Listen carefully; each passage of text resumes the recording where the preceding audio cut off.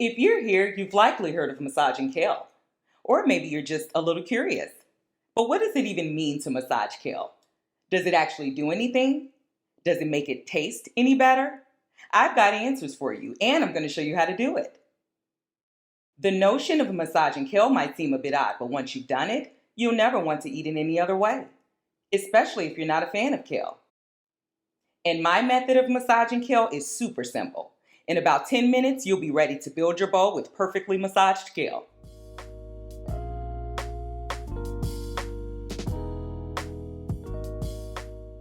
I am Nina Cherie Franklin, healthy living coach and founder of the blog and brand That Salad Lady. Welcome to my YouTube channel, otherwise known as That Salad Lady University. I am all about educating and empowering you with real solutions for planning and prepping your meals regardless of your eating style. In other words, I'm here to help you build your bowl to achieve real goals. If you're new to That Salad Lady or this channel, please take a second to subscribe and be sure to hit that little bell so you don't miss any of my videos in the future. If you enjoyed this segment, hit the like button and leave a comment too, because I really value your opinions and I just love feedback in general. Now let's talk about massaging kale. Kale is one of my favorite salad greens.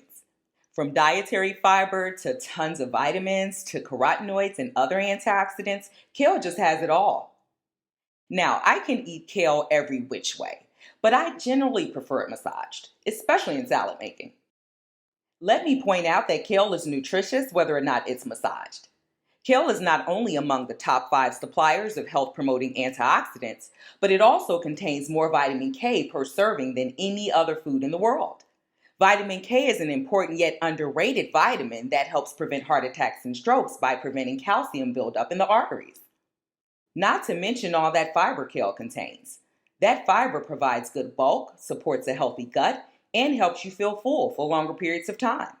Be sure to visit our nutrition glossary at thatsaladlady.com to learn more about fiber as well as the other nutrients I've mentioned. In addition to its superior nutritional profile, the fresh earthy flavor and crispy texture of kale can bring practically any salad bowl to life. It's all about how you choose and use it. Once you have yourself a pretty bunch of kale, it's important to understand that raw kale tastes best when it's finely chopped or shredded, as you would do for a slaw. But even still, the leaves of kale aren't naturally tender. They are sometimes even a bit coarse, which turns a lot of people off. The somewhat bitterness of kale turns a lot of people off too. And this is where massaging it comes in. Massaging kale softens and tenderizes the leaves, reduces their volume, and even gives them a somewhat gentler flavor in much the same way that cooking them would.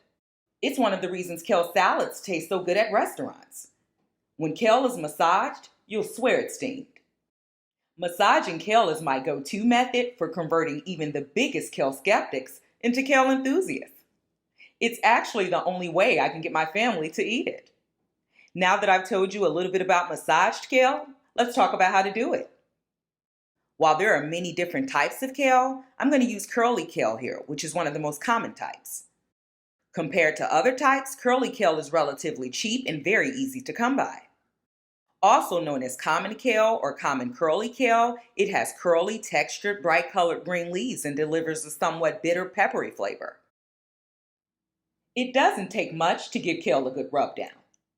All you'll need is a good quality cooking oil, a little xoxo or sea salt, and your bare hands. Some suggest adding an acid like lemon juice or vinegar, but I think it's a bit overkill, especially if you're planning to add dressing. Sometimes I actually massage my kale in whatever salad dressing I plan to use, especially if the dressing is based with oil. When I don't use dressing, I simply season my massaged kale with a little lemon juice before enjoying it. That's really all you need. I prefer massaging my kale in extra virgin olive oil. This oil infuses amazing flavor and delivers added nutrition to the mix. Olive oil itself is very high in health-promoting monounsaturated fats, which also help the body better absorb many of the vitamins and antioxidants housed in kale. For instance, as I mentioned before, kale is rich in carotenoids and vitamin K. Both of these nutrients are fat-soluble. This basically means that they are best absorbed with fat. If there is no fat, there is little, if any, absorption, and therefore no real benefits to your body. Do you get it? Drop me a comment if you do. Now, other oils, including avocado and grapeseed oils, offer similar benefits. So feel free to give these a try too. Before giving kale a massage, I always destem it and chop up the leaves into small pieces. You can either destem them by hand or use a sharp knife, ideally a chef's knife. Of course, you'll need a knife to chop up the leaves too. In case you're wondering, you can use pre-packaged kale to cut down on prep time. But depending on the size of the leaves, you may still need to chop them up a bit more. Once my kale is all chopped up, I give the leaves a nice, thorough rinse in warm water. During this rinse, I also add a simple solution of 1 part distilled white vinegar to 3 parts water, just to clean the leaves up a bit. I also give the leaves a little pre-massage while I rinse them. Now, after this initial rinse, I drain the kale leaves a bit. I then rinse them again in cold water. After I finish the final rinse, I drain the leaves really well using a salad spinner. If you don't already have a salad spinner, I highly recommend investing in one. It is a godsend, and not just for leafy greens. If you're interested, I've included a link to my favorite salad spinner below. You can also just use a colander to drain the kale. Once the kale is chopped, rinsed, and thoroughly drained, the hard work is pretty much done. At this point, I simply transfer the kale to a large bowl, coat the leaves with a little sprinkle of salt, a drizzle of olive oil, and then toss and massage the leaves by hand. You can wear disposable food gloves if you wish, but using your hands is so much more efficient. Plus, the combination of the salt and the natural warmth of your hands really helps draw out the moisture in the leaves. Now, you're probably wondering how long this massage should last. Well, I suggest about 3 to 5 minutes. As you carry out the massage, you'll feel the kale leaves start to break down, soften, and shrink in size almost immediately. This is another reason I suggest using your hands versus wearing gloves. What's nice is that you can actually taste the kale throughout the process to see if it's to your liking. Once the leaves are at your desired texture, simply stop. Now let me emphasize, you don't want to over-massage. It's very easy to do. The goal is to tenderize the kale, not weaken it. Over-massaged kale ends up mushy and even somewhat slimy. So just give it a taste test every minute or so to ensure it's to your liking. When your kale is fluffy yet somewhat firm, feathery but not too flimsy, it's perfectly massaged and ready to build your bowl with. Massaged kale not only makes the perfect base for salad bowl recipes, but it also makes a great complimentary side dish.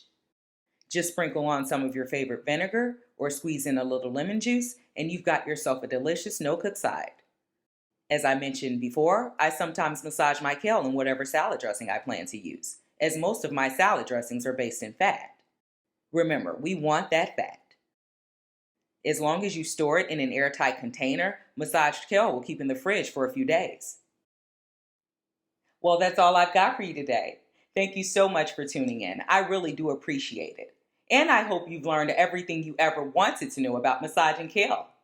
If you haven't already done so, subscribe now and be sure to hit that little bell so you don't miss any of my videos in the future. If you enjoyed this segment, hit the like button and leave a comment too. Feel free to drop any questions you might have.